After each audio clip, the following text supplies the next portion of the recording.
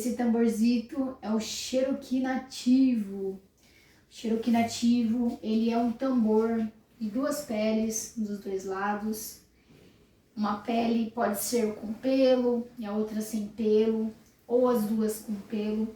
Eu falo que cada pele que chega ao seu tambor, ela traz uma voz, traz um som único, igual todos nós temos a nossa própria voz. Então o tamborzito também tem a sua própria voz, o seu próprio som. Ele tem uma largura de 15 centímetros, né? Ele não tem as esferas dentro, ele é um Cherokee nativo. Esse Cherokee nativo ele é um pouco mais largo que o oceânico e ele traz esse som um pouco mais grave, diferente do Cherokee oceânico, que tem as esferas e é um som mais agudo. Então o Cherokee nativo ele é um tambor mais interno, o seu som fica mais interno, então ele toca no nosso interno. O Cherokee nativo ele também traz um som, conforme você vai tocando, você vai sentindo a vibração do on.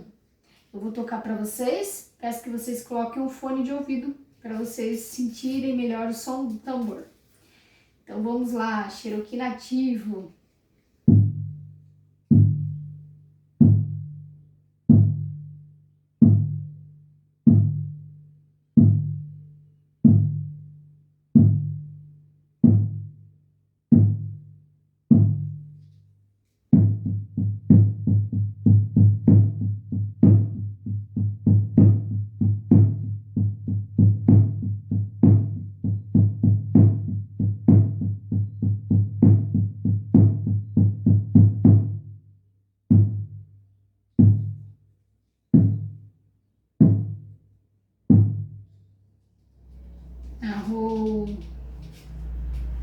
Esse é o Cherokee nativo.